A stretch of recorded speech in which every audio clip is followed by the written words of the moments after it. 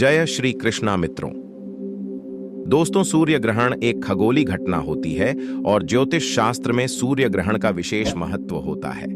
साल का दूसरा और आखिरी सूर्य ग्रहण इस बार अक्टूबर के महीने में लग रहा है और ये ग्रहण 2 अक्टूबर बुधवार को आश्विन कृष्ण पक्ष की अमावस्या तिथि पर, जो कि सर्वपितृ अमावस्या के नाम से जानी जाती है, लगने जा रहा है।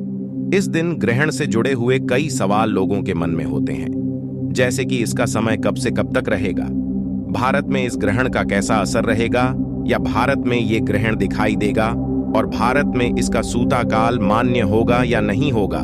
अगर सूता काल लगेगा तो सूत काल की शुरुआत कब से होगी और कब समाप्ति होगी, और इस ग्रहण के दौरान गर्भवती महिलाओं को कौन कौन सी खास सावधानियां ध्यान में रखनी होगी। साथ ही ये ग्रहण कौन कौन से राशियों के लिए बहुत ही शुभ और बहुत अशुभ होने वाला है।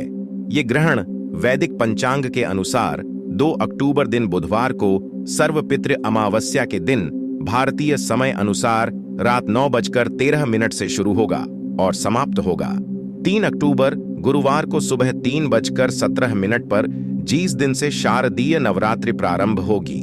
ये सूर्य ग्रहण कन्या राशि और उत्तर फाल्गुनी नक्षत्र में लग रहा है, इसलिए इस राशि और नक्षत्र के लोगों पर ही इसका नकारात्मक प्रभाव देखने को मिलेगा।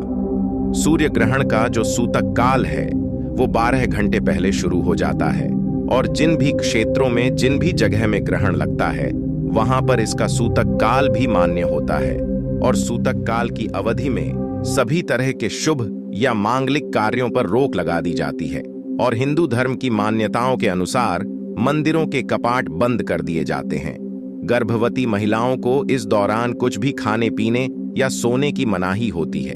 इस दौरान गर्भवती महिलाओं को किसी भी पेड़ पौधे को उखाड़ना या काटना नहीं चाहिए और भोजन बनाने या करने से भी बचना चाहिए।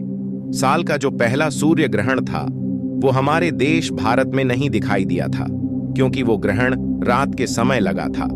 और आश्चर्य की बात यह है कि साल का जो दूसरा सूर्य ग्रहण है वो भी भारतीय समय अनुसार रात के समय में लगने वाला है, इसलिए ये ग्रहण भी हमारे देश में दिखाई नहीं देगा। और जब ग्रहण दिखाई नहीं देगा तो इसका कोई भी सूत्र काल हमारे देश में प्रभावी नहीं होगा, इसलिए इस दौरान आप कोई भी काम कर सकते हैं।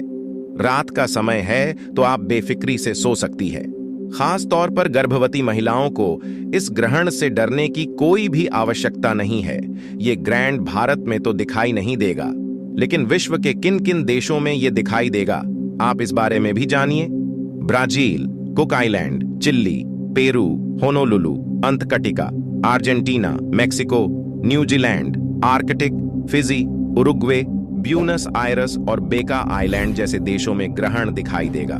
ग्रहण चाहे कहीं भी हो, चाहे हमारे देश में उसका कोई असर हो या ना हो, फिर भी वातावरण में ग्रहण के समय कुछ दूषित किरणें फैलती हैं जिससे वातावरण दूषित हो जाता है। इसलिए ग्रहण की समाप्ति के बाद सभी लोगों को स्नान करना चाहिए और अपनी सामर्थ्य के अनुसार कुछ दान दक्षिणा देनी चाहिए। ग्रहण की समाप्ति के बाद स्नान करने के साथ ही सूर्य देवता को ओम आदित्य नमः इस मंत्र का जाप करते हुए जल का अर्घ्य देना चाहिए। ये ग्रहण वलयाकार सूर्य ग्रहण होगा, जो कि आसमान में एक रिंग ऑफ फायर के रूप में दिखाई देगा। वलयाकार सूर्य ग्रहण को रिंग ऑफ फायर के नाम से जाना जाता है। किन किन राशियों के लिए ये ग्रहण परेशानियां लेकर आ सकता है, तो इस बार का ये जो सूर्य ग्रहण है ये कन्या राशि, कर्क राशि, तुला राशि और मकर राशि वाले लोगों के लिए थोड़ा मुश्किल भरा हो सकता है। इन राशि के लोगों के जीवन में कुछ परेशानियां आ सकती हैं। ऐसे में आपके लिए यही सलाह दी जाती है कि आप ग्रहण की समाप्ति के बाद कुछ न कुछ दान पुण्य जरूर करें।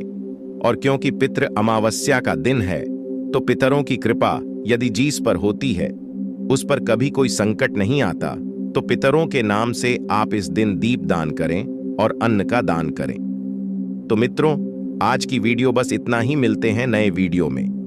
दोस्तों, अगर आपने अभी तक हमारे YouTube चैनल आध्यात्मिक श्रद्धा को सब्सक्राइब नहीं किया है तो सब्सक्राइब कर लें और वीडियो को लाइक करके कमेंट में जय श्री कृष्ण लिखना ना भूलें।